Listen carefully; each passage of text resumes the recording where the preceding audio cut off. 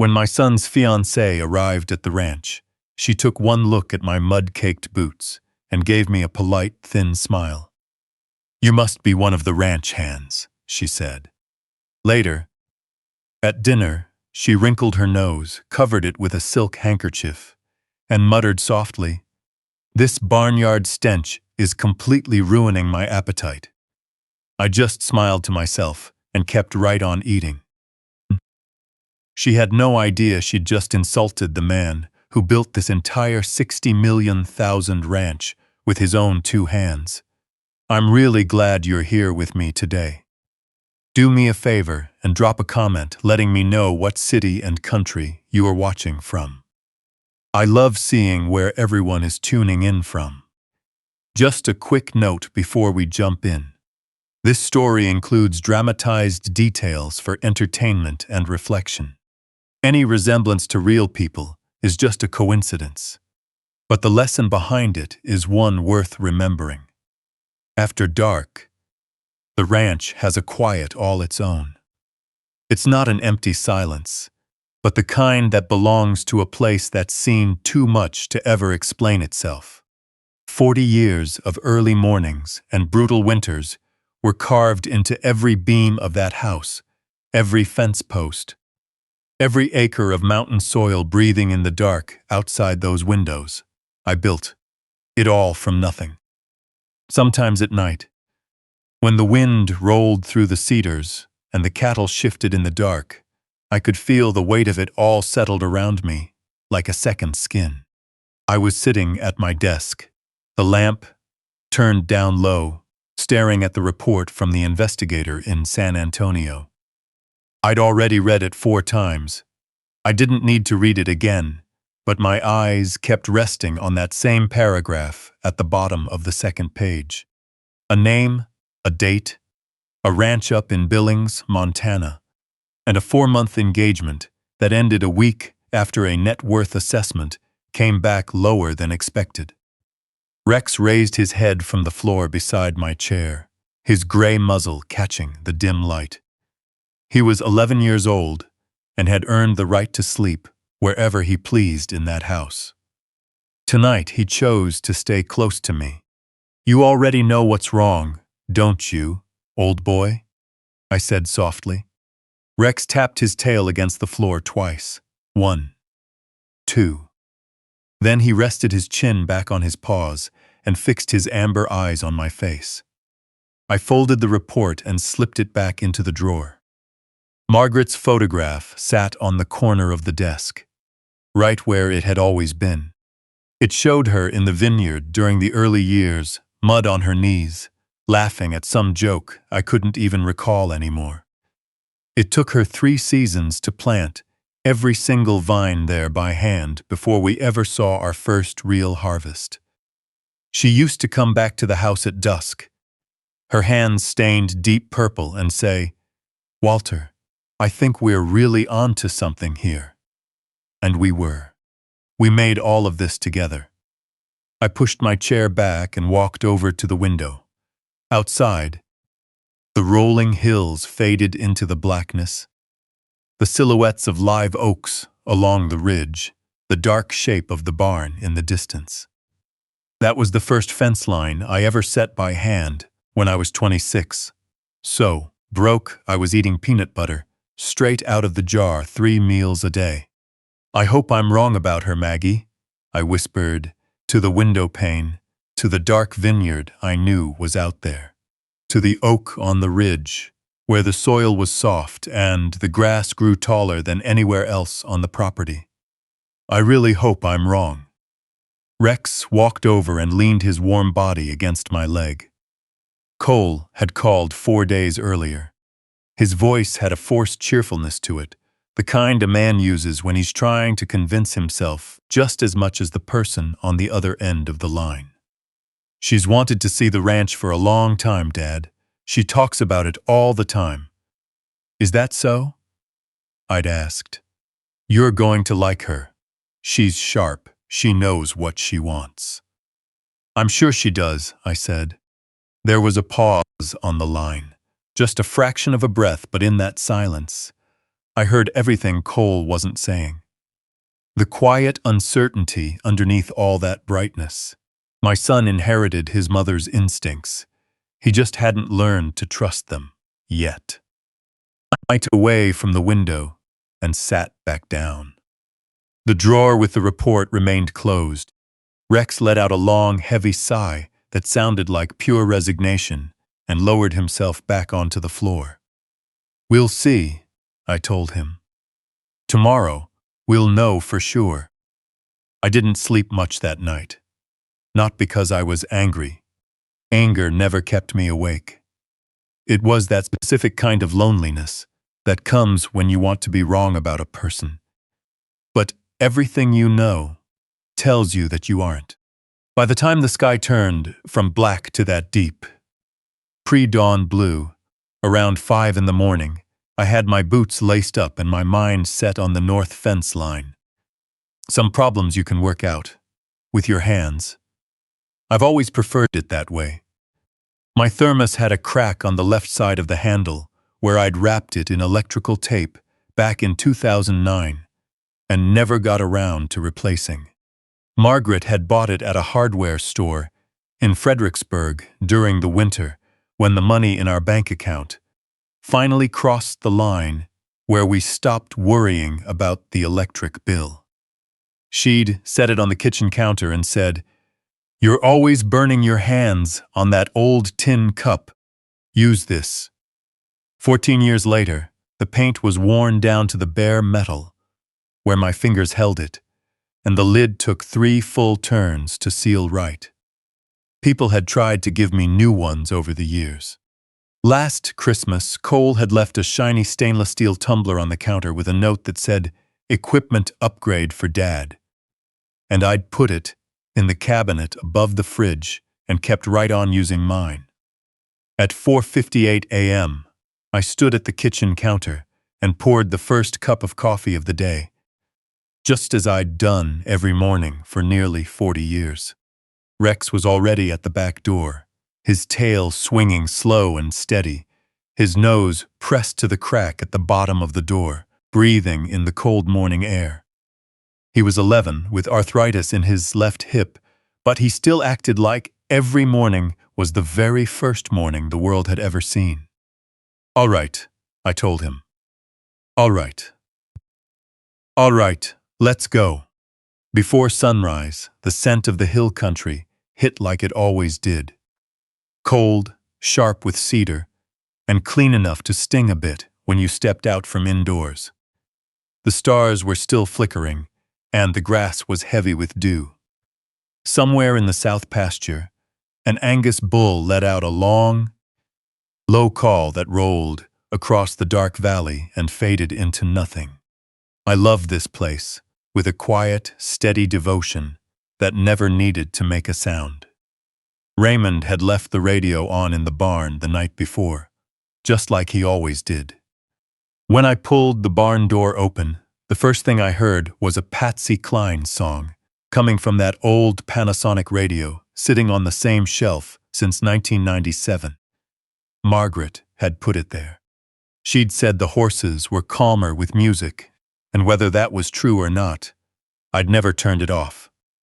I stood in the doorway for a moment, listening until the song finished.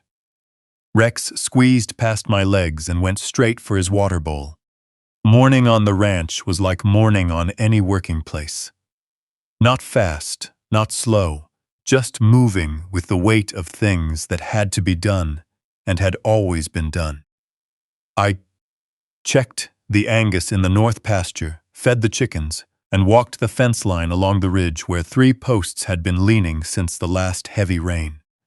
I found one section completely down. A cedar post had snapped right at the ground overnight. I spent 2 hours in the drizzle, fixing it with cold hands and a post driver. My mind to kick out into the rain. My mind completely locked onto the work, which was just another way of saying I was trying not to think about anything else. By the time I got back to the house, my coat was soaked at the shoulders, and red clay mud was caked high up the sides of my boots. Rex trotted up the porch, steps ahead of me, gave himself a hard shake that sent water flying across the floorboards and scratched at the back door. Inside, Raymond was moving around the dining room with the quiet, unhurried rhythm that meant he'd been at it for a while. I stopped in the kitchen doorway and watched him. He was setting the long table.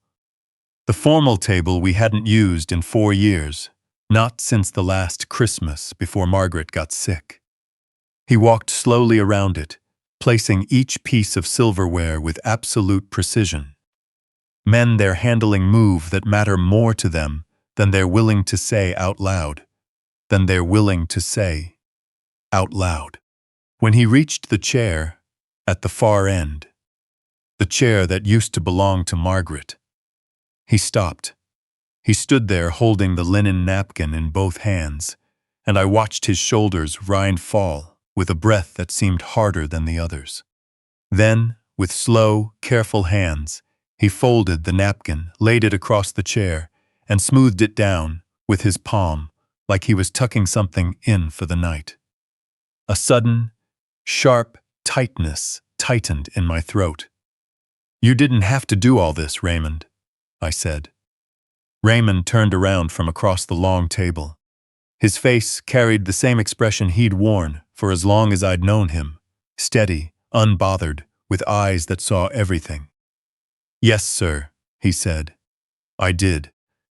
I poured the last of the coffee from my thermos into a mug and drank it standing by the kitchen counter, listening to Raymond move around the dining room, neither of us saying another word. Outside, the rain picked up again. Down the long gravel driveway, past the main gates and the cattle guard, a pair of headlights turned off the county road and began moving slowly toward the house. Cole's truck, right on time. I set the mug in the sink, looked down at the mud on my boots, and decided I didn't have time to change them. The truck pulled to a stop 20 feet from the front porch, and, before Cole could even turn off the engine, the passenger door popped open. I watched from the kitchen window, holding my empty coffee cup in both hands. The rain was steady now, cold and cutting, turning the driveway dark and making the cedars along the fence line smell sharp and clean. Cole came around the front of the truck first, and then she stepped out. Serena Vance looked exactly like the report described. Tall, impeccably put together, with an obvious amount of effort and money, wearing a cream-colored wool coat that had no business being anywhere near a working ranch in November. She stood beside the truck and took a slow, deliberate look around, like someone inspecting a piece of property they were trying to value. She wasn't looking at the sunset over the ridge or the dark vines running down the south slope in the rain. She looked at the barn, the cabins, the main house, her eyes moving with the precision of a surveyor, calculating, evaluating, filing it all away. Cole placed a hand on the small of her back and whispered something in her ear. She gave a small smile and let him guide her toward the porch. I set my cup in the sink and walked out to meet them. Rex got there first. He bounded out from behind the woodpile the way he always did when Cole's truck pulled up, gray muzzle, ears flying, complete lack of dignity. His whole back half was swinging because his tail alone wasn't enough to handle how happy he was that Cole was home. "Rex, hey." "Hey, buddy." Cole dropped to one knee right there in the drizzle, letting Rex scramble into his arms, laughing as the dog tried to lick his entire face at once. Serena stepped back. Not just a step, but a full 3 feet to the side, her mouth pulled tight and her chin lifted. "Cole," she said. "Cole, can you please get it away from me? I just had these trousers dry cleaned." Cole looked up at her. Something crossed his face, very brief, gone almost before it arrived. "He doesn't mean any harm. He's just excited." "I don't care what he means," Serena said. "He's wet, and he smells like a barn." Rex stopped and looked at Serena then.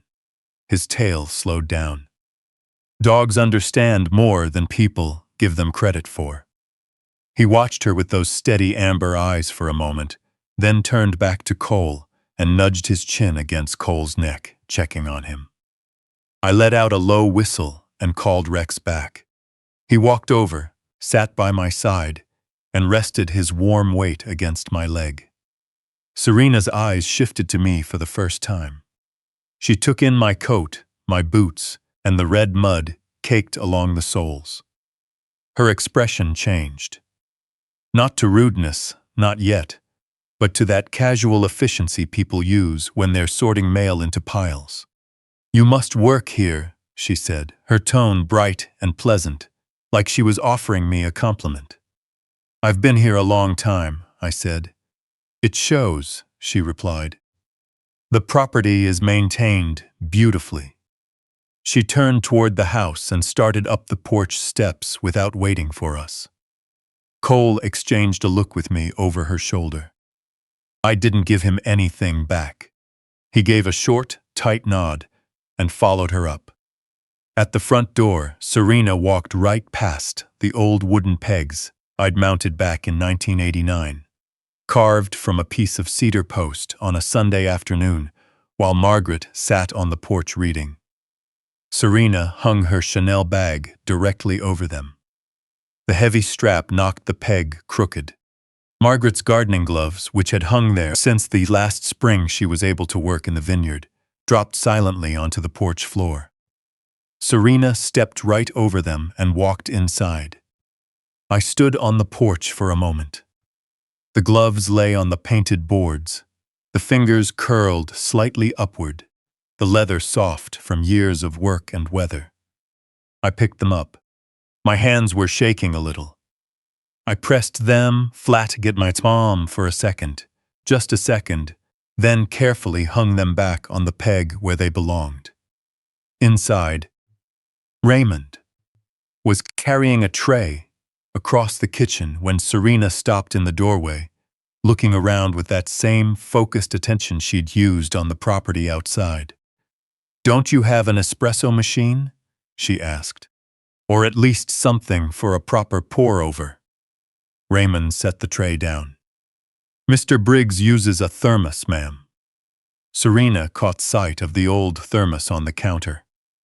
The electrical tape on the handle, the faded paint. She looked at it the way people look at an artifact they can't believe is still in service. "How rustic," she said. The smell of chicken fried steak and cornbread had been drifting through the kitchen since 4 o'clock. Raymond had started dinner using Margaret's recipe. Just like he always did, the cast iron skillet preheated for 20 minutes before the oil went in. The cornbread baked in the old cabin-shaped mold that had been in this kitchen since before Cole was born. Serena took a small, barely noticeable breath and wrinkled her nose. "Is this what we're having tonight?" she asked Cole. "Comfort food? Mr. Raymond's cooking?" Cole said, "It'll be the best meal you eat all year." "I'm sure it's fine," Serena said, using the tone people use when they mean the exact opposite. "I just thought, for a first dinner, something a bit more refined might be appropriate. A formal main course, plated with a little more care." Raymond kept his eyes on the stove. His jaw tightened, then he picked up the serving spoon and went right back to work, as if she hadn't said a word. Rex sat in the corner of the kitchen beside my chair, watching Serena with that calm, unhurried focus animals have. He'd learned to trust his instincts long ago and saw no reason to apologize for them. I looked down at him and thought, "Yeah, old boy. Me too."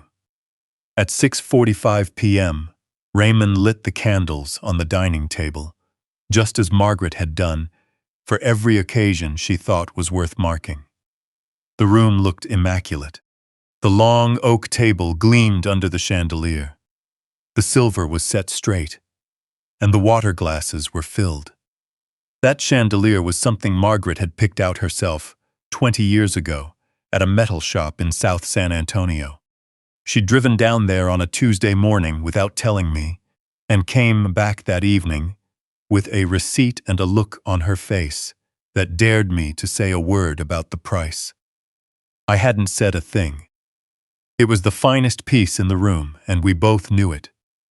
I washed my hands and came in, taking my seat at the head of the table. My boots were still on. The mud had dried into a crusty, rust-colored shell around the soles, dropping a tiny flake here and there as I walked. I thought for about 4 seconds about changing them, then decided that, if tonight was going to reveal what I suspected it would, I wanted to be standing in my truest form when it happened. Cole pulled out the chair for Serena across the table. She sat down, smoothed her coat, looked up at the chandelier, and said, "Goodness, how old is that thing? It feels so outdated. Have you ever thought about replacing it?"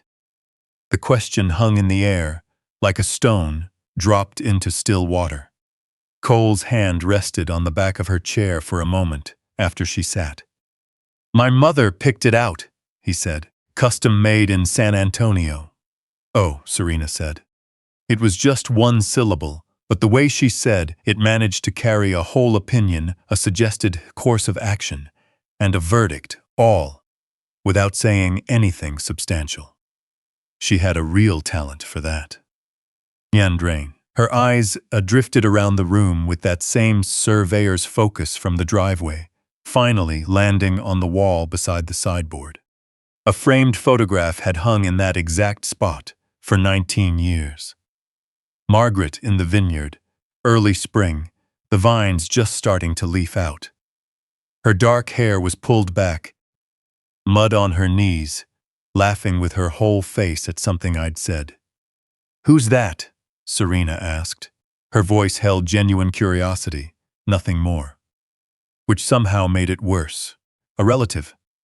Cole looked up at the photo. When he brought his eyes back down to his plate, something in his face had shut down, like a door quietly closing in an empty house. "That's my mother," he said. "Oh, right." Serena nodded, taking another quick glance at the photo. "Of course. She looks lovely." Then she picked up her water glass and turned her attention to Raymond, who had just walked in carrying the bread basket. "Excuse me, do you have a uniform? It seems like the staff here should be wearing a uniform." Raymond set the bread basket on the table with the precise rhythm of a man who'd spent 31 years learning not to let other people's opinions shake his hands. "No, ma'am," he said. "Never needed one." Serena opened her mouth to reply.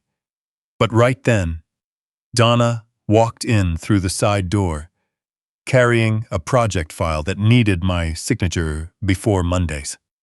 Donna had managed the cabin rentals for 8 years.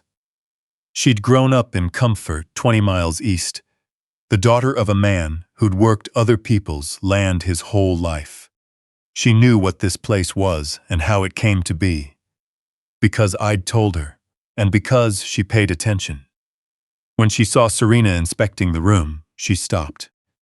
She gave me a look I knew all too well, a look that asked how much she should say. I gave her a look back that meant, "Not yet." Serena turned to Donna, her eyes bright and curious. "Oh, perfect timing. Can I ask when the family acquired this property? The bones are incredible. I'd love to know the history." Donna placed the folder on the sideboard. "Mr. Briggs built it," she said. "Took about 40 years." Serena's face lit up with the look of someone receiving a fascinating piece of trivia. "So, basically going back to his grandfather's time." She gave a satisfied nod, as if she'd just placed the final puzzle piece she'd been working on since she arrived. That explains the character. Properties that stay in a family that long always have that depth you can just feel. She picked up a roll and smiled at Cole. "When we're deciding on the future direction of this place, we should really lean into that. Cultural heritage is incredibly marketable." Donna caught my eye from across the table. Her lips were pressed into a tight, pale line. I gave her a tiny shake of my head. Donna picked up the folder, gave a respectful nod in my direction, the kind born from years of shared trust, and walked out of the room without correcting a single word Serena had said. Serena watched her leave. So then she pulled her phone from her purse, angled it up toward the chandelier, and snapped a photo. Cole watched her do it. His water glass was halfway to his mouth, frozen there, as he watched his girlfriend catalog the room, like an estate she'd already decided to acquire. I reached for the breadbasket without a word, but my eyes drifted toward the window, looking out at the dark outline of the vineyard in the rain. I thought of Margaret kneeling in the spring mud, pressing each tiny vine into the mountain soil with her own hands, tang to them the way she talked to everything she was trying to help grow. There were things in this room she would never know were gone. And I was grateful for that, too. Before we were halfway through the appetizers, she'd already posted the photo. From where I sat, I could see the screen. The chandelier Margaret had chosen in San Antonio was framed in the corner, the long oak table gleaming underneath, the window reflecting the Texas hill country rain outside. She'd selected a filter that made everything look warmer, more golden, like a spread in a magazine about Texas ranch living. She typed the caption quickly with both thumbs, like someone who'd done it 1,000 times. Future family goals. Texas hill country. Cole reached for the bread without looking at her phone, but the muscle in his jaw was working. A sight I knew intimately. Margaret used to say, Cole kept all his feelings in his jaw, and if you watched it close enough, you could read him like a barometer. She was right about that, just like she was right about most things. You should tag the county location, Serena said brightly, holding the phone up for another angle. Properties with the right geotags get incredible exposure. I have 14,000 followers, and half of them are the exact demographic who'd be interested in something like this. Put the phone away, Serena, Cole said quietly. His tone wasn't mean, but there was a firmness beneath it that hadn't been there at the start of the evening. Serena lowered her phone and looked at him with the specific expression of a person asked to do something unreasonable, but who was willing to play along anyway. She slid the phone into her purse and picked up her fork. I stood up to pour water into my glass from the pitcher on the sideboard. That sideboard had belonged to Margaret's grandmother, hauled back from a farmhouse outside Abilene in a borrowed truck. On my way back to my seat, I passed within 4 feet of Serena's chair. She tilted her head slightly, the way a person dodges a draft. Then her hand went into her purse. She pulled out a silk handkerchief, cream-colored with a pale blue border, the kind of thing that cost more than most people's weekly grocery bill, and raised it to cover her nose and mouth. Her eyes darted across the table to Cole. Did someone forget to shower after working in the stables today?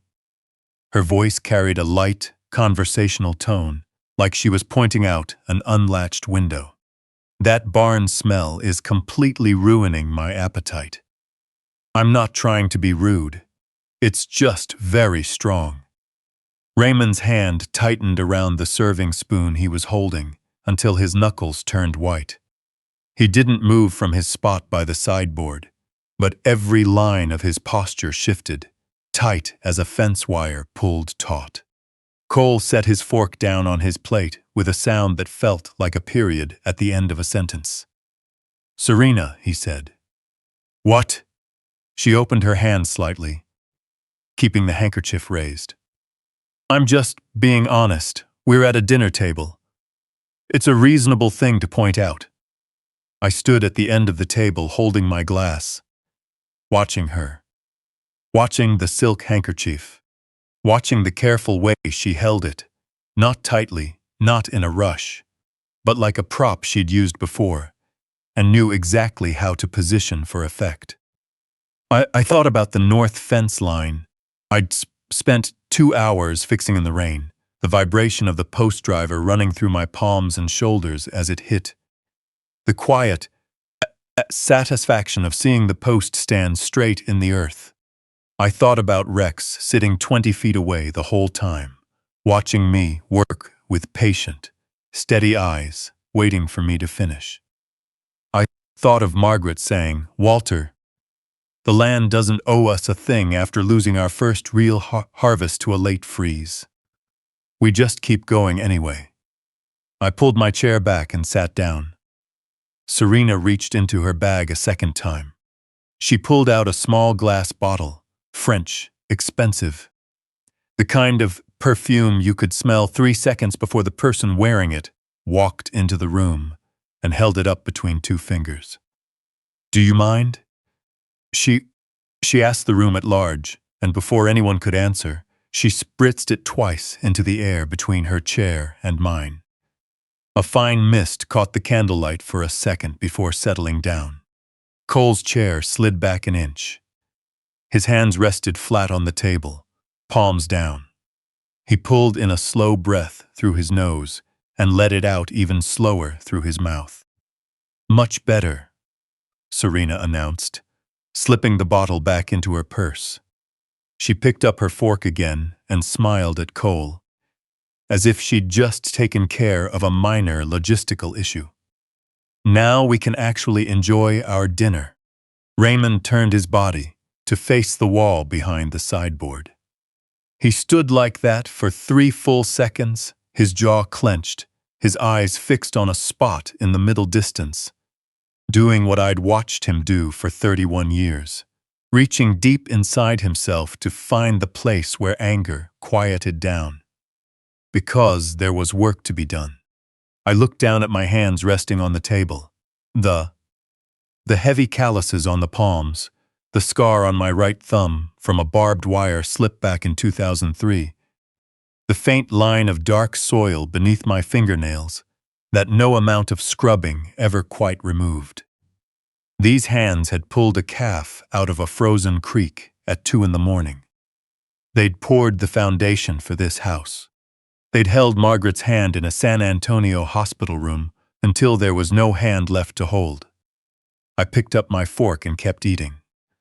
Outside the glass doors at the end of the dining room, I could hear the rain tapping against the cedar porch boards. Somewhere out in the dark, Rex would be curled up under the barn eaves, dry and patient, waiting for me just like he always did.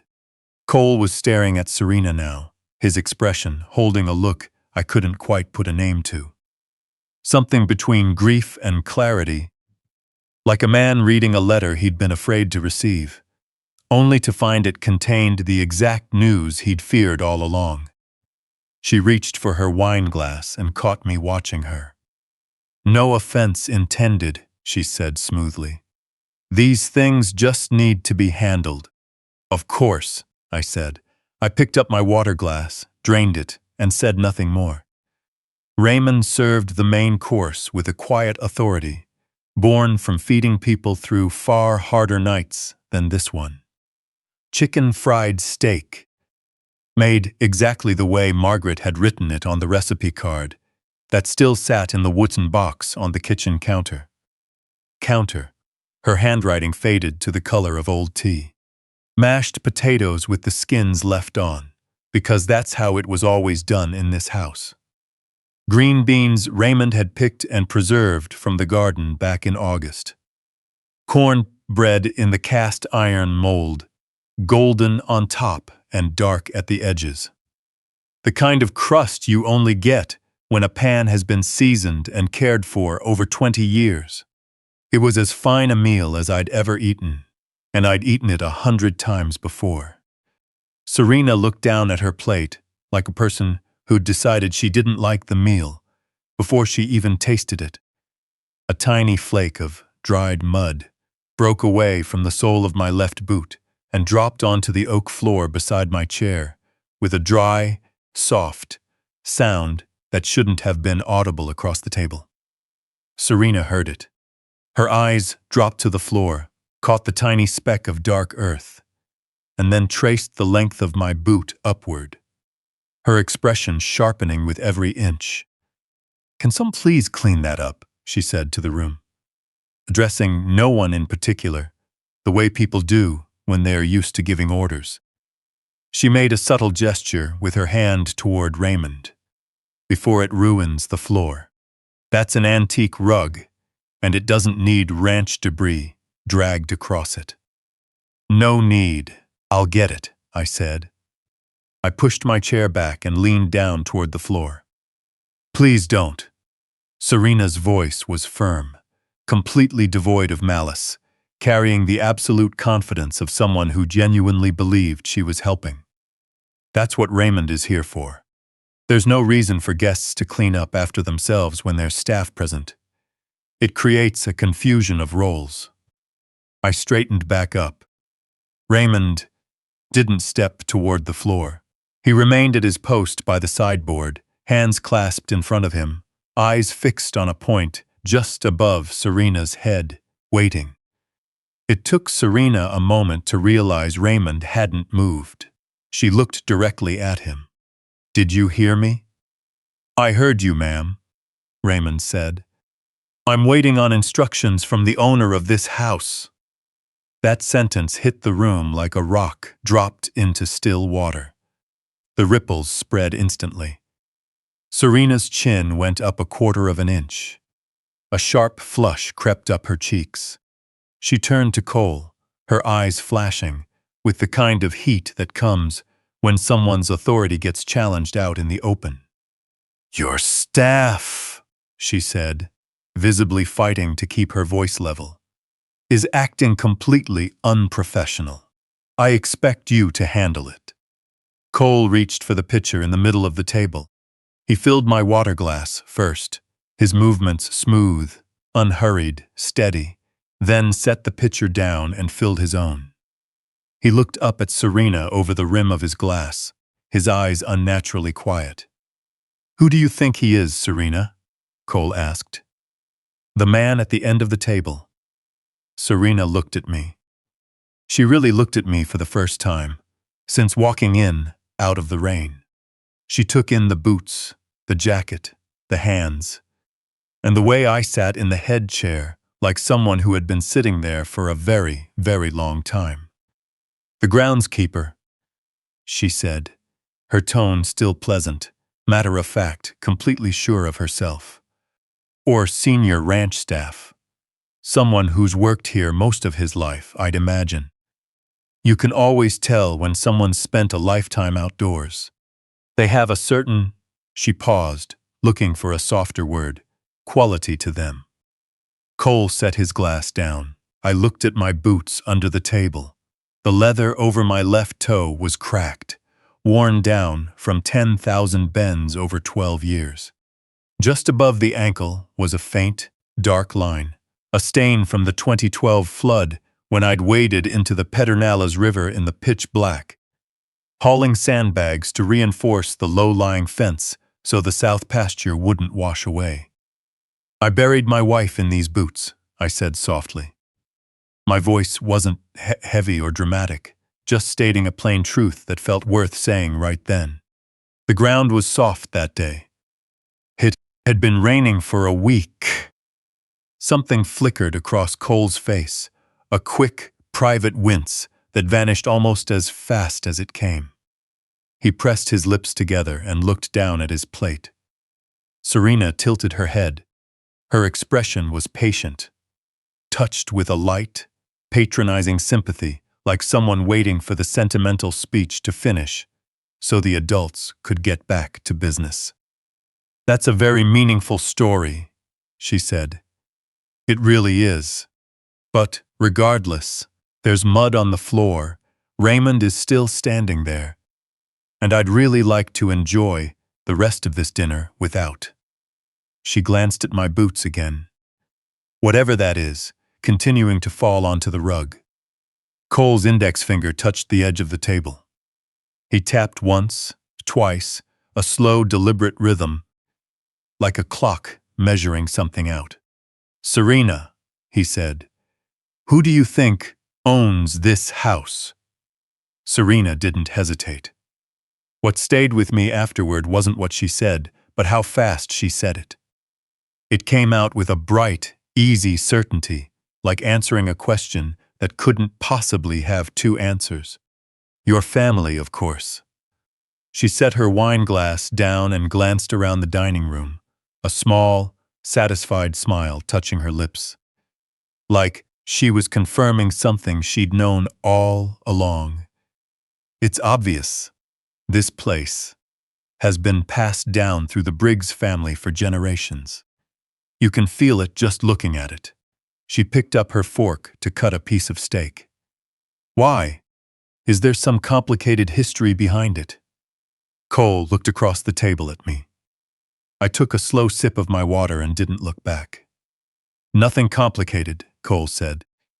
"Just interesting." He turned back to Serena. "Tell me something. If it were up to you, what would you do with this place?" Serena's posture shifted, leaning forward slightly like a woman who'd been waiting for that exact question. She set her fork down and leaned her elbows on the table, cradling her wine glass with both hands. "Honestly?" She looked around the room once more, her eyes sharp with the focus of someone who'd already put a lot of thought into it. "A property this size is vastly underutilized. Just looking at the cabin operations, 12 cabins in a prime hill country location. With your current model, you're leaving a fortune on the table." "We run at 91% occupancy," I said. Serena looked at me, letting a brief, polite flash of surprise show before settling back into that patient, instructional tone. "Occupancy isn't the key metric. Revenue per available room is. If you reposition those cabins as a luxury eco-resort with proper amenities, curated experiences, and the right marketing, you could easily triple the nightly rate. People from Austin and Dallas are desperate for private retreats like this." Cole refilled my water glass and the vineyard. Serena turned toward the window without skipping a beat. You couldn't see a thing out there in the dark and rain, but she looked anyway, the way people look at something they've already decided to claim. "Oh, the vineyard is the crown jewel," she said. My chest felt entirely calm. "If you properly develop it as a wedding and event venue with the right infrastructure and partnerships, that section alone could pull in 800,000 a season. Easily. You have the land, the views, the natural backdrop. You just need the vision to monetize it."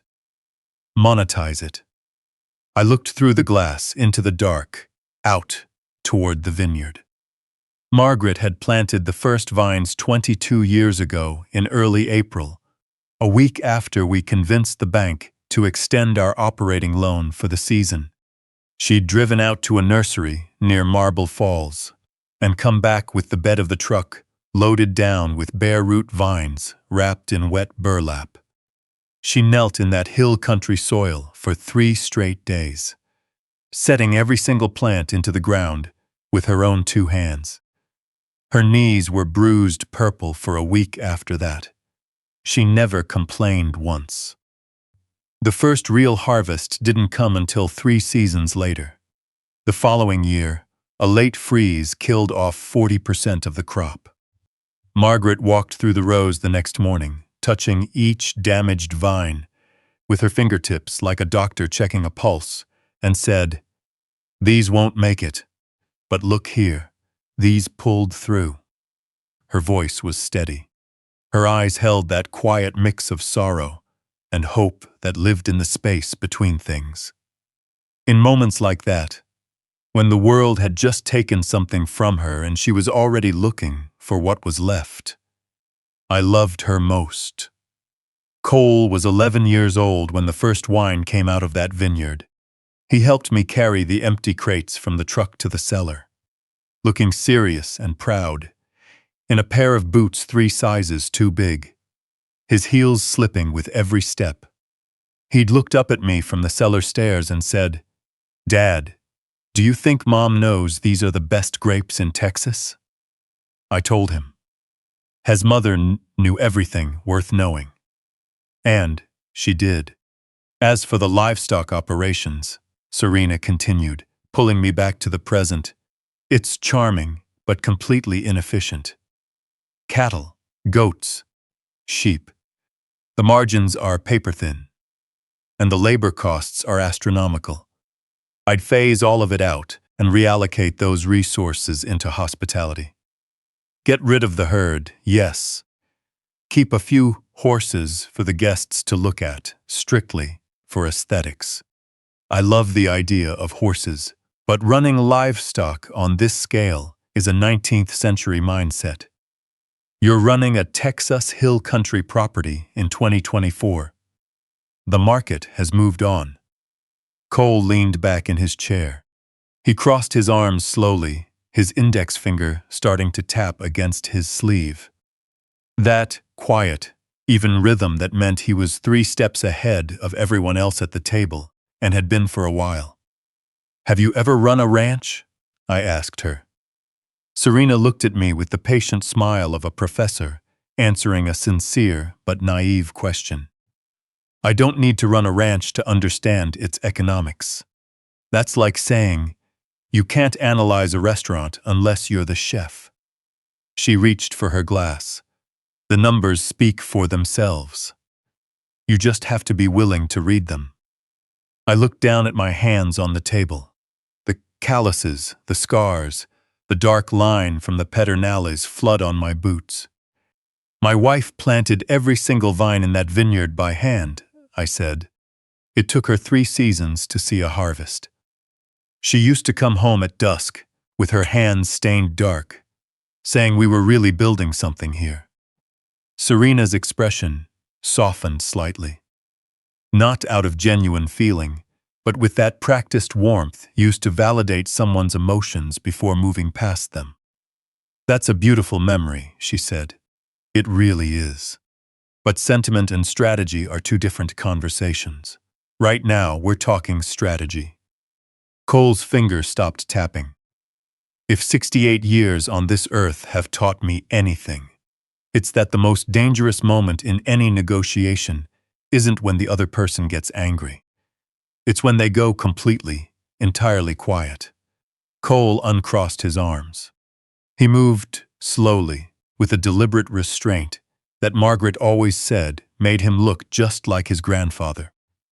Her father had served as a judge in Kerr County for 26 years, and he never once had to raise his voice in a courtroom, to make sure everyone understood the weight of the moment. Cole picked up his water glass, set it back down, and didn't drink. "Let me ask you something," he said to Serena.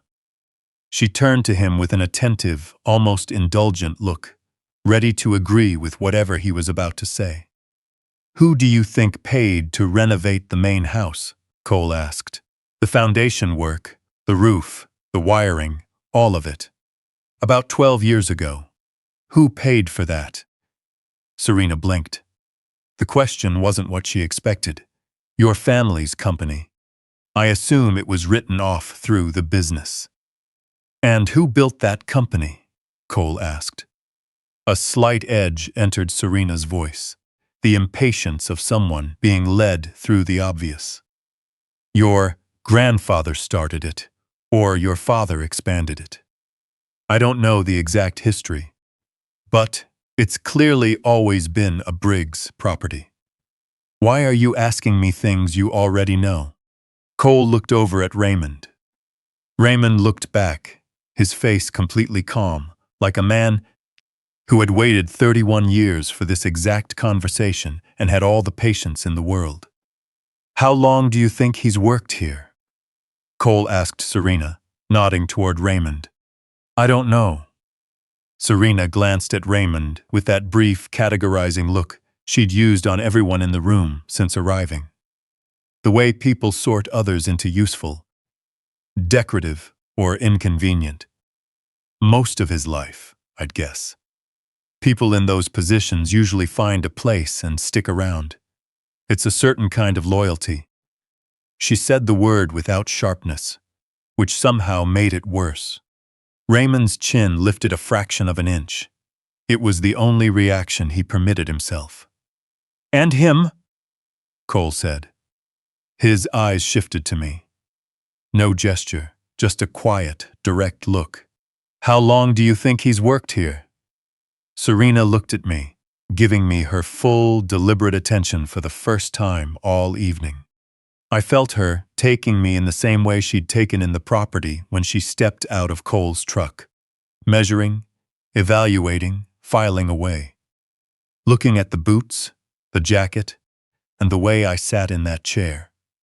"Probably his whole life," she said. "You can tell when a person's been in one place forever. It gets into their bones." She spoke without malice, which was the hardest part. She truly believed she was being insightful. People like him don't usually leave. They get set in their ways. They become part of the background. She smiled at Cole, warm and certain. "Honestly, it's something I respect. A certain kind of dedication."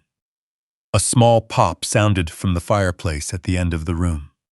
Outside, the rain settled into a steady rhythm against the window glass. Cole's fingers returned to the table. Tap, tap, tap. "What if I told you," he said, "that none of this is coming to me?" The smile on Serena's face didn't vanish immediately. It hung there for a second, too long, like a note lingering after the piano key is released. Then it reshaped itself into something that was still technically a smile, but completely empty of warmth. "What do you mean?" Her voice dropped half an octave. "Exactly what I said." Cole looked at her calmly. "What if this place isn't mine? What if the company isn't mine? What does that change?" Serena's fingers tightened around the stem of her wine glass. It was a tiny movement, almost invisible, but her knuckles turned pale in the space of a breath. "That's a very strange hypothetical," she said carefully. "Indulge me." She set her glass down, adjusted her fork beside her plate, took a breath, and let it out with a sound that sounded like forced tolerance. "Cole," she said, leaning in slightly and dropping her voice as if the conversation had suddenly become private. "I can't build a future on a promise that has no foundation. If something happened, if the inheritance situation is different from what I was led to believe, then, yes, we'd have to reconsider things." She reached across the table toward his hand. "It's not cruel to say that. It's just being realistic about what a life together actually requires." Cole didn't reach back. He looked down at her hand sitting on the oak table, smooth, unblemished, reaching for his, and made no move toward it. "Reconsider everything," he repeated. "What does that look like, specifically?" Serena's hand stayed where it was. The color in her cheeks had shifted from a confident flush to something thinner, far less certain. "It means," she started, "I didn't move out to the country to live with a ranch hand, smell like livestock, and end up with nothing if this place is never going to be ours." Cole's voice was flat and perfectly even. He pulled his phone from his pocket and laid it face down on the table. "Those were your exact words, Serena. You sent that to your friend Claire 10 days ago." The wine glass tipped. A thin line of red wine ran down the side of the glass, pooling into the white tablecloth, bright and sharp, until Serena's hand darted out to right it. The color left her face just as fast as the stain spread across the cloth, less like she'd gone pale, and more like a room emptied of all its furniture. "How did you?" she started. "I'm not finished," Cole said quietly. "I'm just getting started." Serena's throat went dry. I could tell, because she swallowed twice in rapid succession before trying to speak.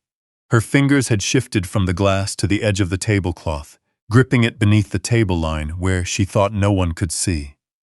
The fabric yanked slightly toward her side. She didn't even notice. "This tristes." That message, she said, was a private conversation between me and a friend. Taking it out of context is month 3. Cole said. Serena stopped cold. Cole was looking down at his phone. He didn't raise his voice. He didn't lean forward or shift in his chair. He sat upright, composed, holding the absolute calm of a man who had already passed the hardest moment and was simply reading through the remaining details. Month 3. Get him to propose. He looked up at her. That's not out of context, Serena. That's a checklist. The blood that had drained from Serena's face came rushing back all at once, leaving 2 bright, burning spots high on her cheekbones. Her jaw set hard. People make lists. People vent to their friends. That doesn't mean month 6, the wedding. Cole's voice didn't waver. Month 8, initiate the lease paperwork for the vineyard with Mom. He paused on the word, Mom, letting it hang in the room. Month 12, establish the ranch as the primary residence. A log snapped in the fireplace, sharp as a rifle shot. Serena pushed her chair back slightly, not standing, not retreating, just creating distance like someone who suddenly needed room to breathe. Her chest rose and fell in a tight, carefully controlled rhythm. Cole, listen to me. Her tone shifted, stripping away the bright confidence and replacing it with something far more guarded and calculated. Everything I did because I care about building a real future with you. Yes, I think strategically. Yes, I talk things through with my mother. That's not a crime. That's what smart women do when they take their future seriously. Your mother, Cole said. Serena's eyes flickered. Patricia Vance, Cole said, placing his phone face down on the table. She's been researching this property for 2 years. Did you know that? He looked at her without accusation, just the heavy, tired clarity of a man long past being surprised. She hired an investigator out of San Antonio, did a complete property assessment, boundary surveys, revenue estimates, debt history, water rights, all of it. Serena's lips parted, but no sound came out. That meeting she held in Austin 6 months ago, I said. Both of them turned to look at me. It was the first time I'd spoken in minutes, and my voice sounded strange even to me. Not different, just heavier, like someone stepping out from the shadows into the light. Your mother sat across a conference table from me in Austin back in May, I told Serena, trying to negotiate a lease on a parcel near Kerrville. That deal fell through because her firm's payment history with local contractors was something I couldn't accept. I picked up my water glass. She never knew I was the one making the call. I handled everything through my attorney. Serena stared at me, the wheels turning frantically behind her eyes. I could see it now, the rapid recalculation, picking up the broken pieces and trying to rearrange them into something that made sense. You knew, she whispered, her voice barely carrying across the table. You knew who I was. I recognized the last name the day Cole mentioned you, I said. Vance isn't a common name around the hill country. That was 6 months ago. Her voice cracked on the last word, just a hairline fracture, like glass under pressure. You've known for 6 months and never said a word. I wanted to be wrong, I said simply. No anger, just the plain truth. I have a son who was happy. I desperately wanted to be wrong about why he was happy. Cole's jaw tightened. He looked away from Serena for a second, staring out the window into the dark, rainy night. In that unguarded moment, I saw what the last 8 months had cost him. The forced cheerfulness, the weekly calls that had quietly stopped, the project he'd dropped because she suggested it, the document he'd signed because she handed it to him and said it was no big deal. My son had known something was wrong months ago. He just hadn't wanted to admit it to himself. "That paper," I said to Serena, "the letter of intent you had Cole sign back in September, drafted by your mother's attorney. It was designed to give the Vance family legal right of first refusal if any portion of the vineyard was ever leased or developed. Cole signed it because you told him it was just a standard business introduction." The remaining color drained completely from Serena's face. That wasn't. I didn't know the exact legal wording she used. I just knew she needed. "Donna found it," Cole said, his voice dropping very low. That quietness carried a crushing weight. "She read the whole thing and brought it straight to my dad that same day. That was 6 weeks ago." Serena pressed both hands flat against the table. Her arms were shaking. Not an obvious tremble, but a deep, structural tremor that made the tablecloth ripple beneath her palms. I saw it. Raymond saw it, and Cole saw it too. "I want you to understand something," Cole said. He walked around the head of the table and stood before her, leaving no trace of the man who'd driven her up the ranch road 3 hours ago. "I'm not angry that you had a plan. I'm not angry that you knew what you wanted. I'm angry about one thing." He stopped, taking a long, slow breath. "The way you looked at every single person in this room tonight, whom you deemed beneath you. Raymond, Donna, my father." His voice fell heavy on those last 2 words. My father. Tears broke through Serena's composure now, running down her cheeks and smearing her makeup. She didn't try to wipe them away. "I didn't know," she choked out. "Cole, I really didn't know he was—" "Whether you knew or not," Cole said, "isn't the point. That's the whole problem." Raymond moved first. He'd spent most of the last 3 hours standing by the sideboard, not stepping forward once unless called upon. But now he set the pitcher down, adjusted his shirt cuffs with 2 small, deliberate motions. A habit I recognized from every time he needed a second to steady his hands, and walked into the center of the room. He stopped between Serena and the door. He didn't raise his voice. Raymond never needed to raise his voice to command a room. "Ma'am," he said, "I've worked for this family for 31 years. I was here the year the bank nearly took this property. I was here. The winter Mr. Briggs worked 18 hours a day for 4 months straight, just to keep the cattle alive through a drought that wiped out half the ranches in Gillespie County." His voice sounded like a man reading words, carved deep into his chest. "I was here the morning Mrs. Briggs came back from San Antonio. Didn't tell a soul what the doctor had said, and went straight out to the vineyard to prune vines for 2 hours before coming inside." He paused, taking a single, steadying breath. "I've eaten at this table more times than I can count. Because 31 years ago, during a month where he couldn't pay my full wage, Mr. Briggs told me this was my home too. He meant it then, and he's meant it every single day since." Serena stared at Raymond, her lips parted, hands flat against the table, mascara ruined. Something raw and unvarnished showed in her eyes. A sudden, unavoidable realization she couldn't look away from.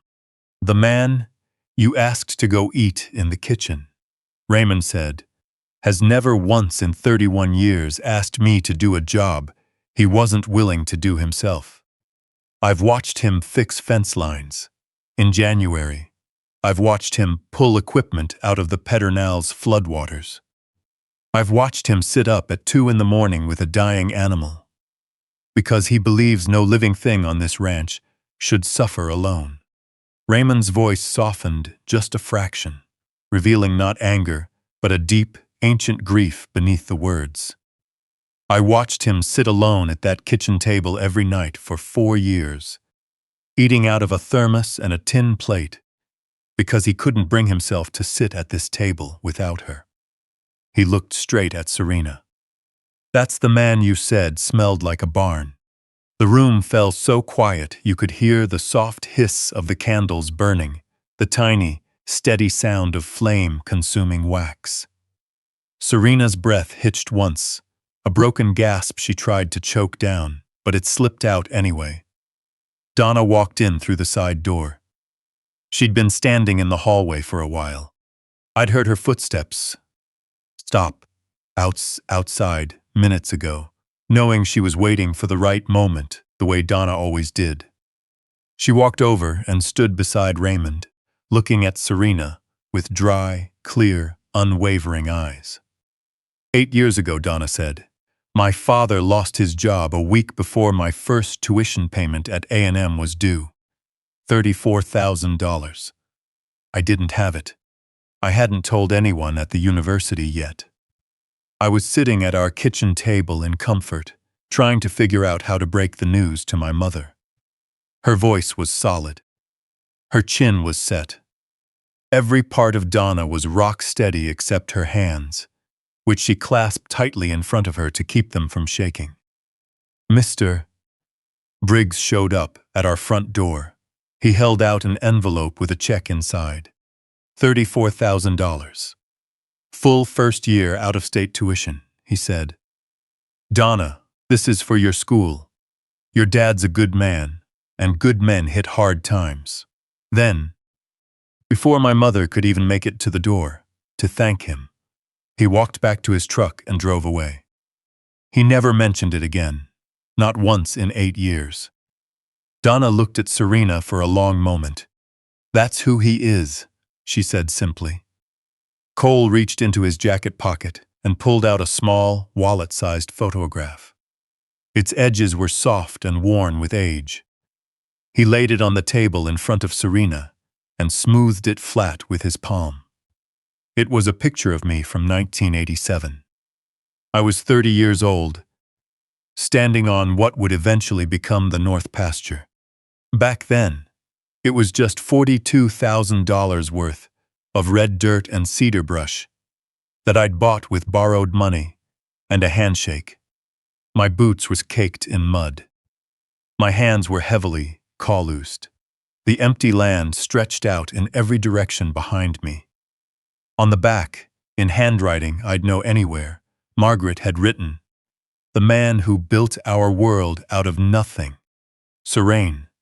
Serena picked up the photograph. Her hands were shaking violently now, no longer a hidden tremor under the table, but a full, unmistakable shake she couldn't hide or control. She looked at the young man in the picture, at his boots, at the open land, and at the expression on his face. It wasn't confidence, exactly. It was something quieter, stubborn, and deeply rooted. The face of a man who had made up his mind. She turned the photo over and read Margaret's handwriting. As she read those words, something shifted across her face. It wasn't an act or a calculated reaction, but something real passing through her, leaving a very different landscape in its wake. Cole stood at the end of the table. "The man you looked down on tonight," he said, his voice dropping low and resonant, "is my father." He let the sentence settle into the silence. "He doesn't just work here." Another breath. "He built this place. Every fence post, every foundation wall, every acre of vineyard. He built it all. And he owns it all.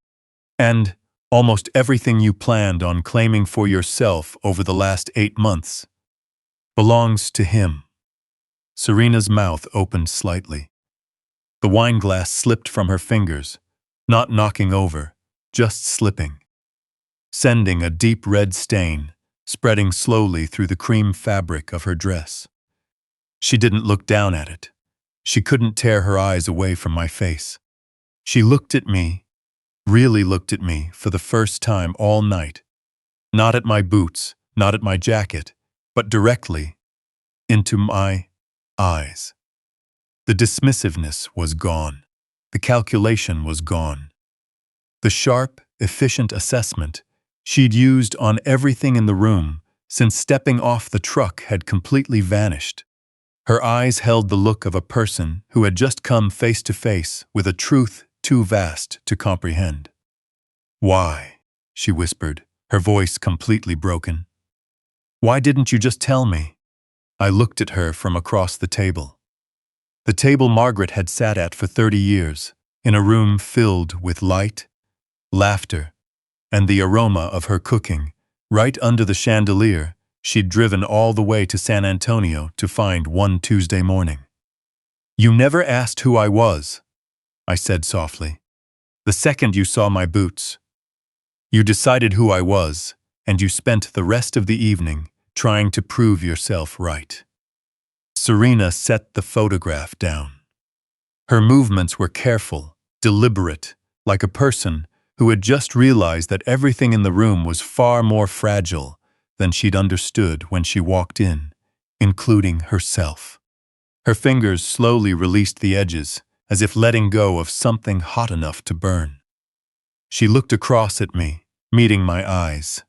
Not my boots, not my coat, not the dried mud on the floor by my chair.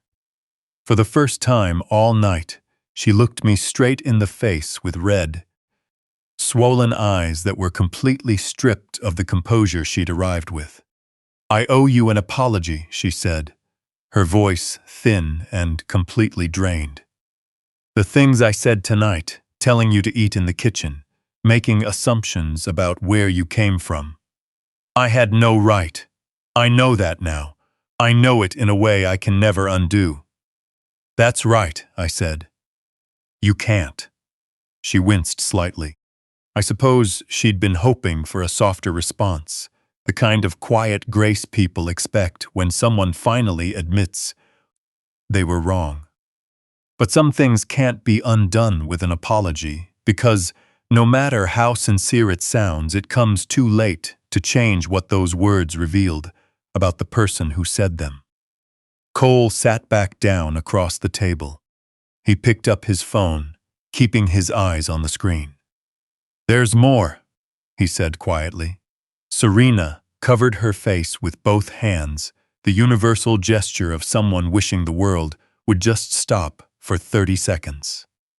"Cole, please." That text to Claire wasn't the only one. He scrolled through his phone with his thumb. 6 weeks ago, the night after your very first afternoon visit to the ranch, you sent a series of messages to your mother. It was the first time I ever walked you around the property. Serena's hands dropped from her face. "You took photos that afternoon," Cole said, his voice flat, simply laying out the facts like a weather report. "While I was on a call with the office, you walked out into the vineyard. You took photos of the boundary markers, the road leading to the east access, and the live oak." He looked up at her. "You sent your mother 41 photos with measurements and notes." Her reply was, "This is better than the Kerrville property. Start working on Cole." The sound that came out of Serena wasn't quite a word. It was the gasp of a person stepping off a ledge they hadn't realized was there. "I was just being thorough," she said, her voice fracturing in the middle of the sentence. "I was just trying to be prepared. That wasn't." "Your mother contacted an attorney in San Antonio 6 weeks ago," Donna said. Everyone turned to look at her. Donna had stepped closer to the doorway, still holding her file. Her posture was that of someone who had decided there was no longer any reason to hold back what was inside it. "A property law specialist," Donna continued. She specifically asked about Texas community property laws. She looked straight at Serena with clear, steady eyes. No malice. Just the quiet weight of someone delivering information that needed to be heard. In Texas, community property generally means assets acquired during the marriage are considered jointly owned. But, and this is what your mother's attorney was looking into, property acquired before the marriage or inherited is classified as separate property and isn't automatically divided. Serena stared at Donna.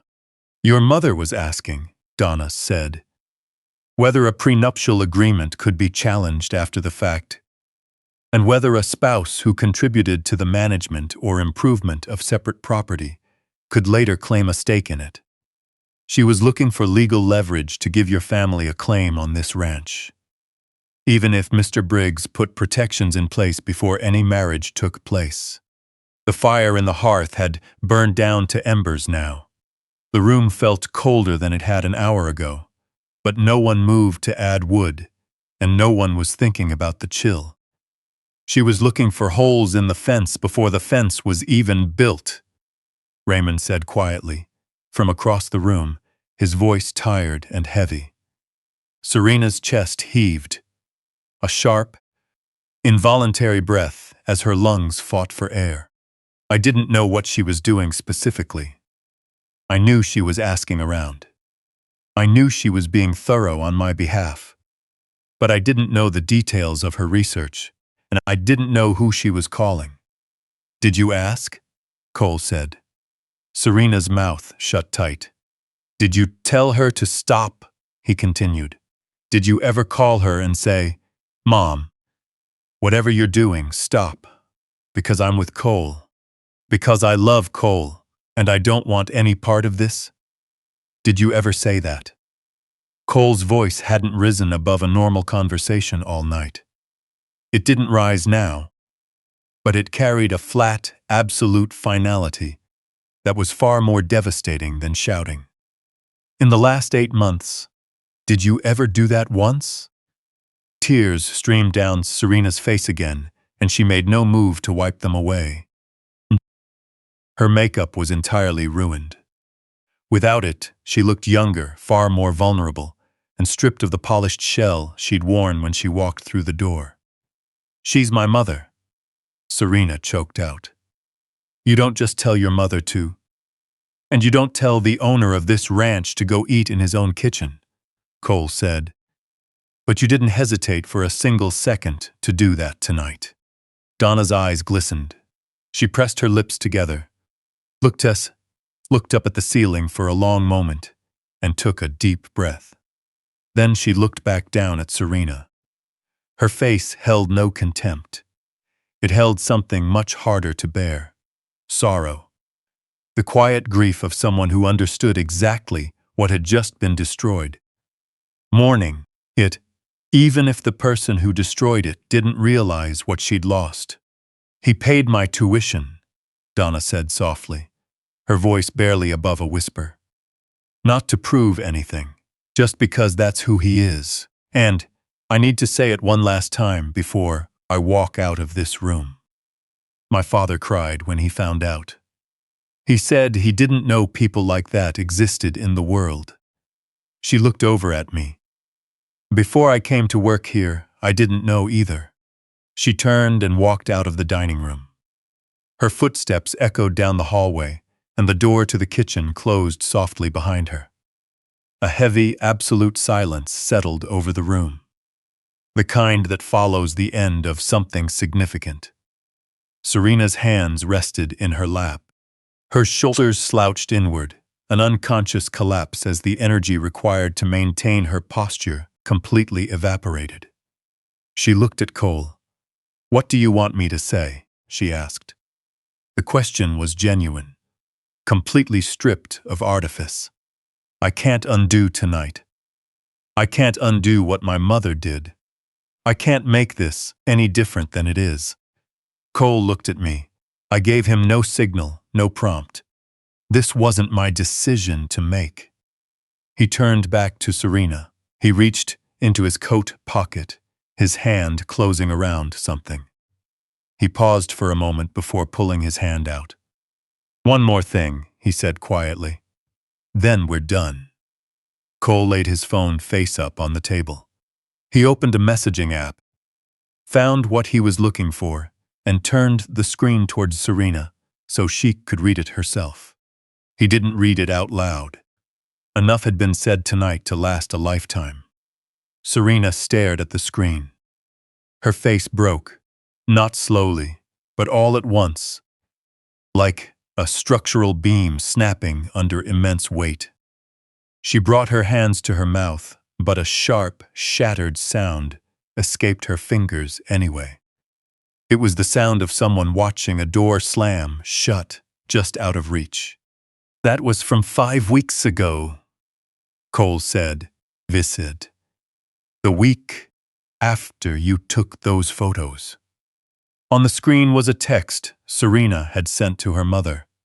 Cole had read most of them already, but he'd held this one back, keeping it in reserve until every doubt had been cleared from the table. Once we're married and my name is on the deed, the old rancher won't be able to do a thing. He'll just have to accept it. That's just how it goes. Serena couldn't speak. The deed, Cole said softly. Not the business, not the operations. The deed, you know the difference.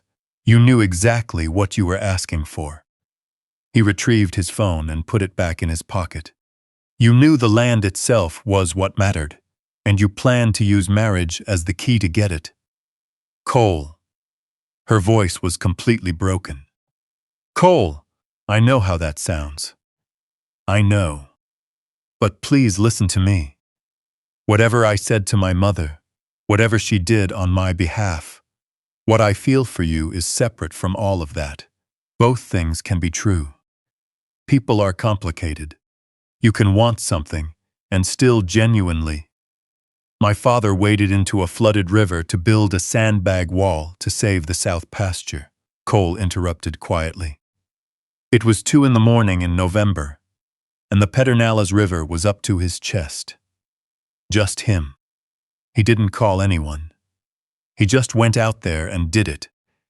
Because it needed to be done. Because this land needed protecting.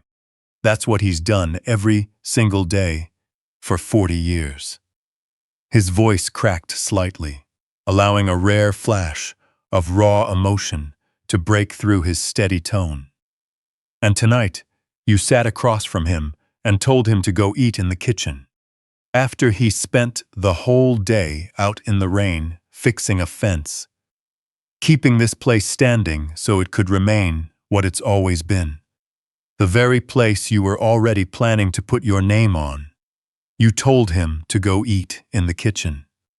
Serena shook her head, not in denial, but in a helpless, repetitive motion she couldn't stop.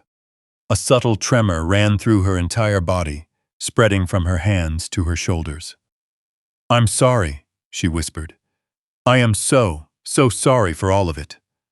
For tonight, for what my mother did, for... I want the ring back. The words cut through the room, bringing everything to a dead halt. Serena stared at Cole with eyes so swollen she could barely keep them open. What? I want you to give it back, Cole said calmly. Cole? Her voice disintegrated completely as she said his name. Are you really ending this over a single dinner? Over one night? I'm ending it, Cole said, because tonight you stopped pretending, and I'm grateful for that. Truly. Because I spent 8 months trying not to see what was right in front of me. Tonight, I don't have to doubt it anymore. Serena's hand instinctively covered her ring finger, wrapping her right hand over her left, pressing the diamond tight against her skin as if sheer pressure could keep it there. Her knuckles turned white. If I had known, she sobbed, tears dripping down her chin. If I had known he was your father, if I had known all of this, tonight would have been completely different. You have to believe me. I do believe you, Cole said. That's the whole problem. The silence that followed was absolute. Serena looked over at me. I was still sitting at the head of the table, hands resting on the dark oak, my boots planted on the floor, sitting exactly as I had when she first walked into the room and decided who I was. I hadn't moved. I hadn't changed. I was the same man, in the same chair, wearing the same boots with the same mud, carrying 40 years of this land in my hands, my back, and my bones. She stared at me for a long time. Then she looked down and slowly pulled the ring from her finger. Her hands were swollen from crying, and it took a moment to work it past the knuckle. The only sounds in the room were the quiet crackle of the dying fire, the steady rain against the glass, and the heavy silence of 3 people waiting for an ending. She placed the ring on the table. The diamond caught the candlelight for a fraction of a second, before Cole's hand reached out and covered it. Beneath the table, out of sight, Serena's right hand found her phone. Her thumb tapped out a quick, desperate message to her mother. When everything falls apart, people reach for the person they think is still in their corner. She thought handing back the ring was the hardest part. She had no idea what was coming next. At 9:14 p.m., Cole's phone lit up. The name, Patricia Vance, flashed across the screen, glowing against the oak table, like something that had been waiting to make its appearance all evening. Cole looked at the screen, then slid the phone across the table to me without a word. Serena saw it happen. She let out a sharp, audible gasp, reaching out a hand as if she could physically stop what was about to happen. Cole, don't. Let me talk to her. Let me. She isn't calling for you, Cole said softly. He gave me a quick nod. I picked up the phone, pressed the green button, and placed it face up on the table between the 3 of us, allowing Patricia Vance's voice to fill the room. Cole. Her voice carried the smooth, practiced authority of a woman who had spent her life using confidence as a load-bearing wall. Whatever happened between you and Serena tonight, I need you to set it aside for a moment. We are too deep into this project to let personal disagreements derail the business side. The lease agreement for the vineyard section needs to move forward on the timeline we discussed. My investors are waiting on the signed term sheet.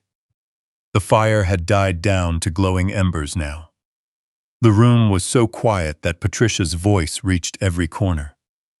Mrs. Vance, I said. A 3-second silence hung on the line.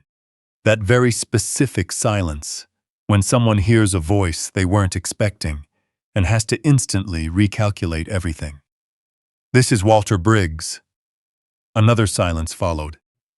Longer this time.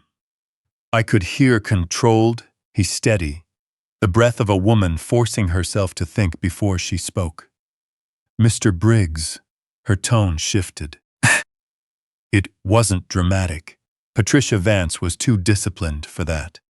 But that easy authority receded slightly, like a tide pulling back. I didn't realize you were part of this conversation. I imagine a lot of things didn't go according to your plan tonight, I said. Cole watched me from across the table. Serena sat with her palms pressed flat against the cloth, her eyes fixed on the phone, her expression like someone watching a demolition from inside the building. Mr. Briggs, Patricia recovered smoothly.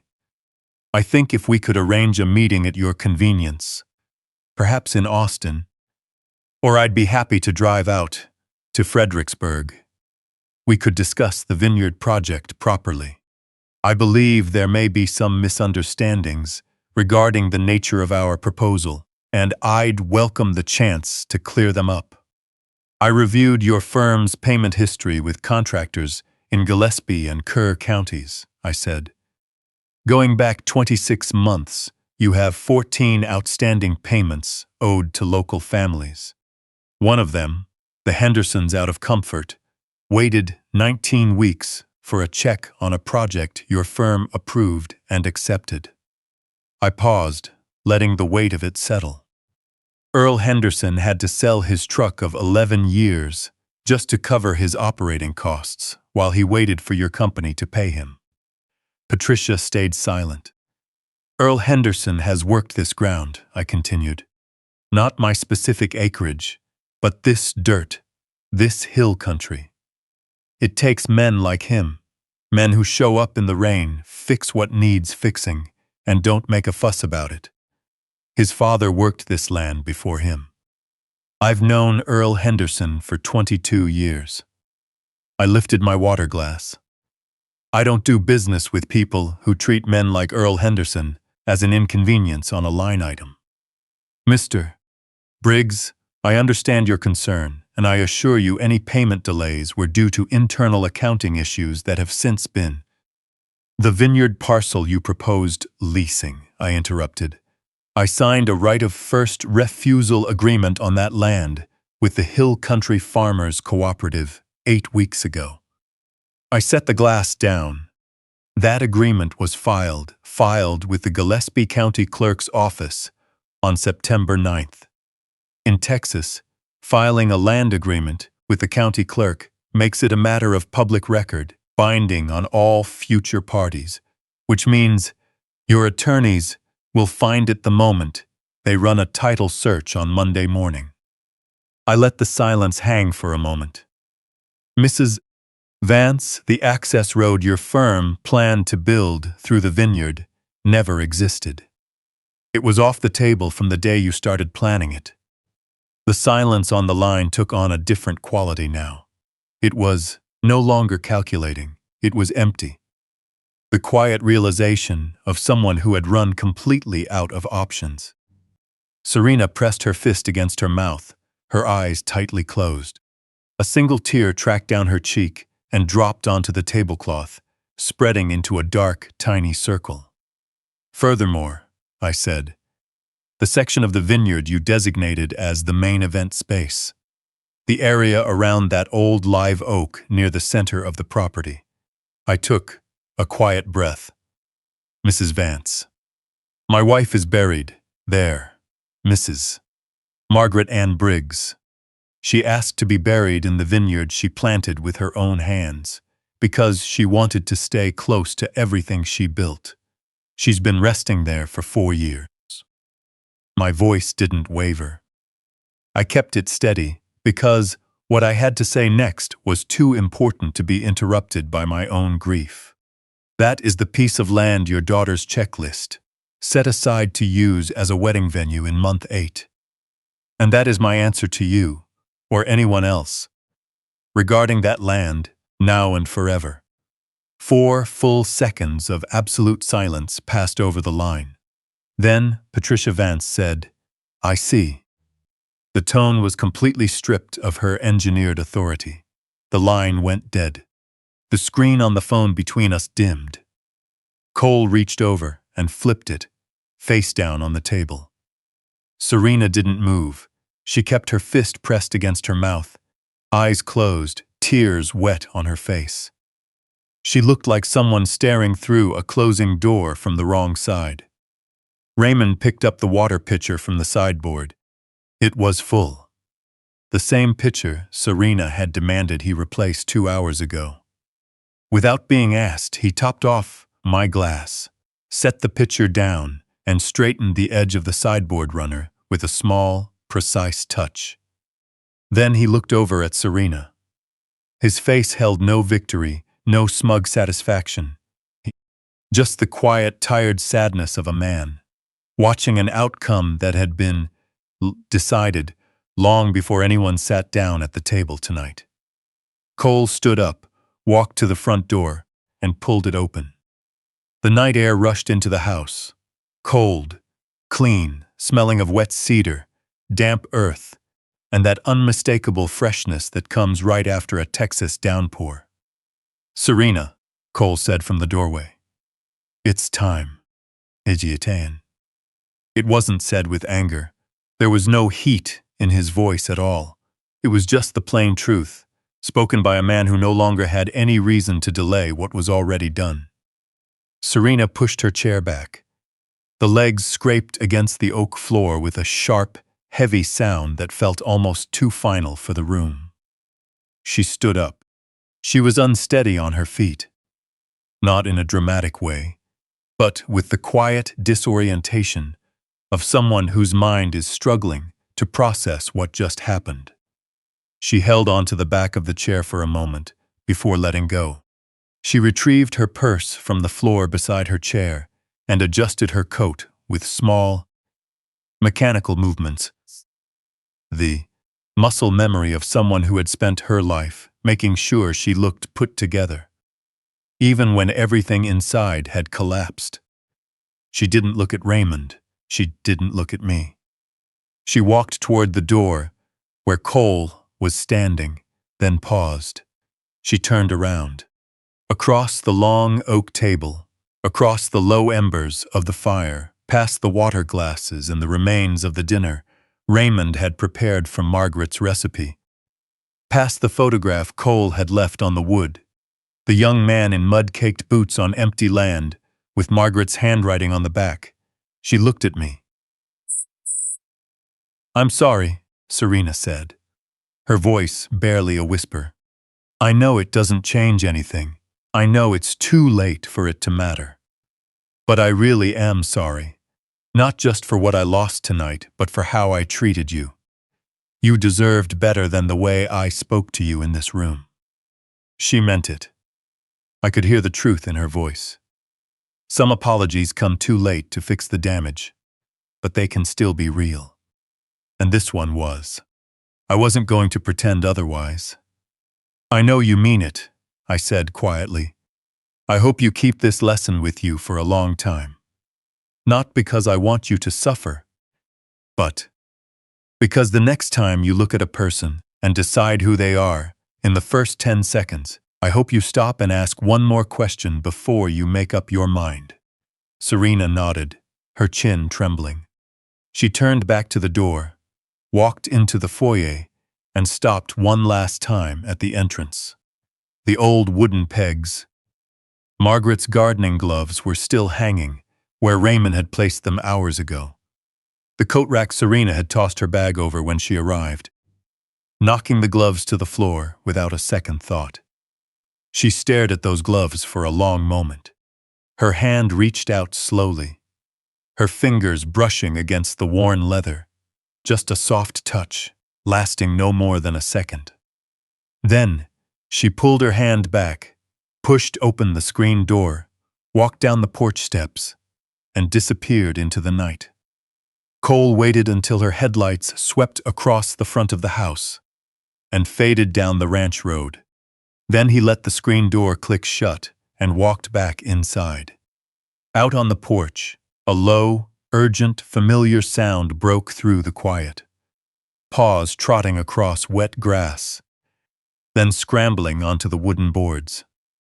Rex appeared at the doorway, pressing his graying muzzle against the screen, his tail thumping in wide, relieved arcs.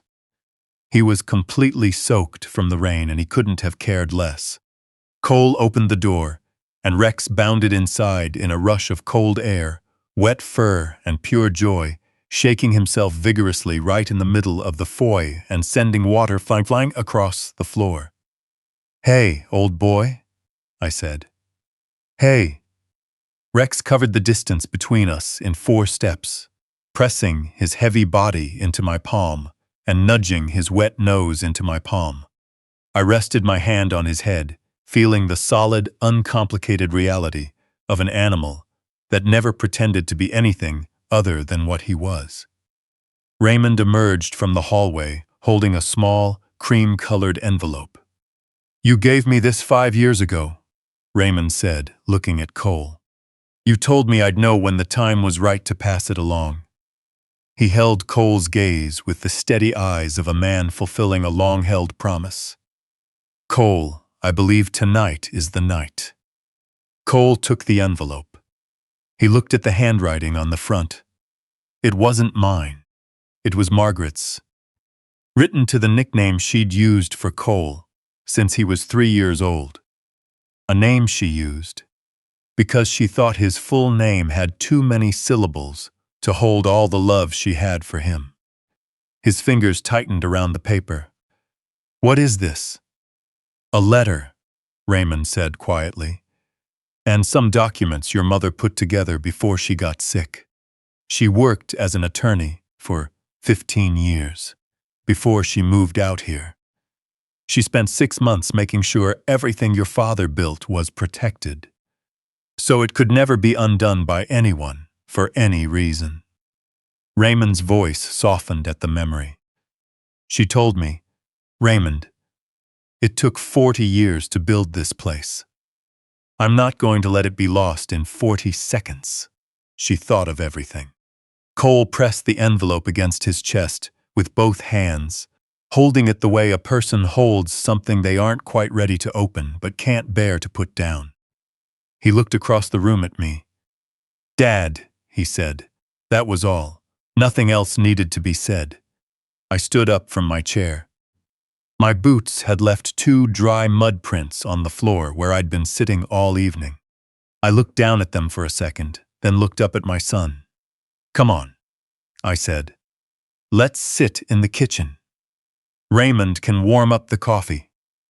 Raymond set 2 mugs on the kitchen table, filled the thermos, and quietly stepped out of the room. After 31 years, Raymond always knew when to leave a room to the family. Cole sat across from me, hands wrapped around his mug, the unopened envelope sitting in the middle of the table. He stared at it, the way a man looks at something he knows will cost him something to open. Not money, not time, but the person he was before he broke the seal. "I let it go on too long tonight," Cole said softly. "I sat there and listened to her say those things to you. That's a weight I'll be carrying for a while. You let the truth come out until there wasn't a shadow of a doubt left," I said. "That mattered. But Cole, if anyone ever treats someone you love like that again, don't stay quiet. Not for strategy, not for proof, not for anything. You hear me?" He gave a firm, heavy nod. "I kept telling myself I was wrong about her," he said. "That I was overthinking things. That she was just nervous, and that's why she was acting." He paused, swallowing hard. "I wanted so badly to be wrong, just like you did."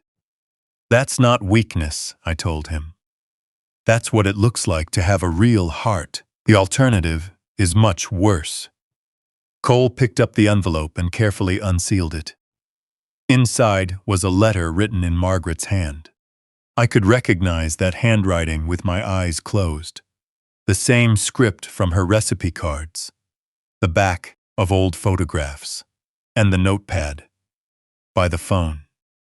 Beneath the letter was a stack of legal documents with colored tabs attached, neatly categorized the way Margaret always handled important business.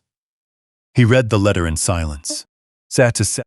When he finished, he held the paper in both hands and didn't speak for nearly a minute. "She said she wasn't worried about the land," he said finally, his voice thick and quiet.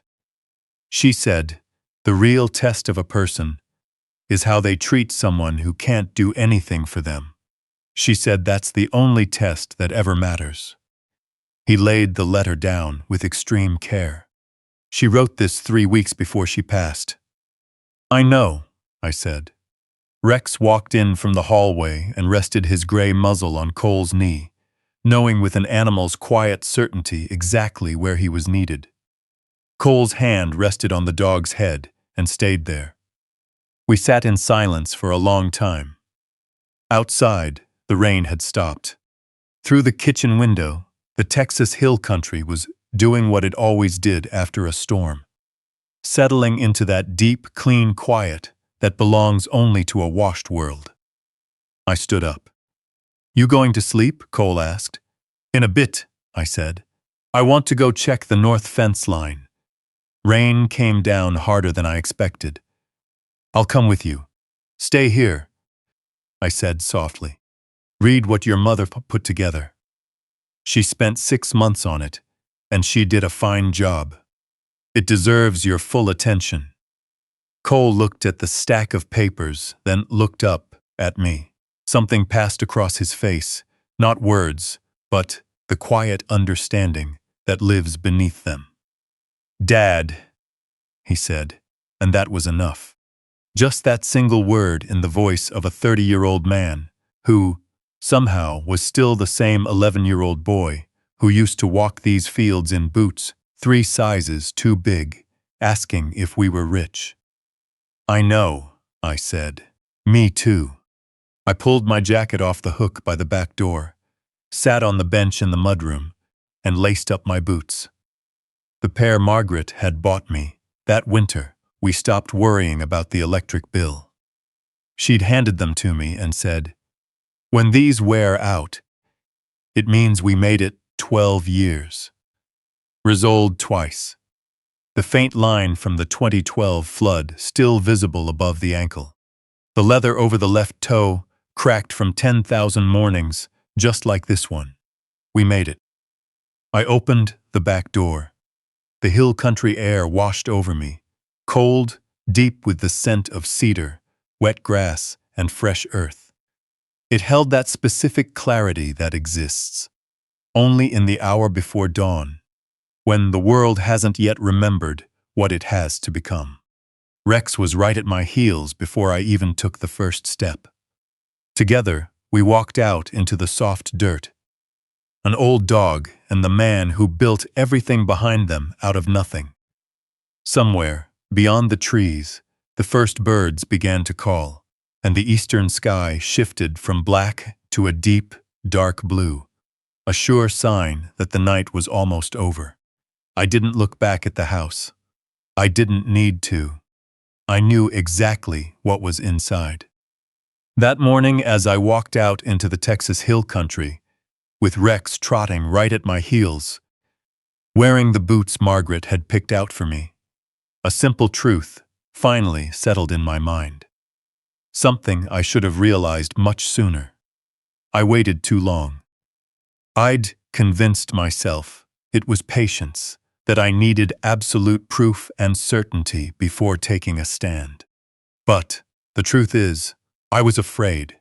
I was afraid of being wrong, and in my hesitation, I allowed the people I loved to endure disrespect they never deserved. Don't make that same mistake. When someone you care about is being humiliated right in front of you, speak up. The right time to take a stand is always right now. I believe God puts certain nights in our lives, not as a punishment, but to force us to see what we can no longer afford to ignore. That night was one of those moments. Here is what 68 years on this earth have taught me. A person's true character isn't revealed when everything is smooth and convenient. It's revealed in how they act when they think nobody who matters is watching. Measure people by that, and only that. And when someone shows you who they truly are, believe them the very first time. These old-fashioned stories carry far more truth than most people realize, because real family stories were never truly about getting even. They were always about drawing boundaries, standing up for your dignity, and protecting the life you spent decades building. Every story worth telling about, standing up for what's right, doesn't end in destruction. In destruction, it ends with a door quietly closing, a man walking back out onto his own land with a clear heart. If this story resonated with you, drop a comment below and let me know what part hit home the most. Share it with someone who might need to hear it today. And if you haven't subscribed yet, consider this your invitation. Thank you for listening all the way through to the end. It means more to me than you know. One last thought. As mentioned before, parts of this story were dramatized to bring home a lesson worth remembering. Take care of yourselves, and I'll see you in the next story.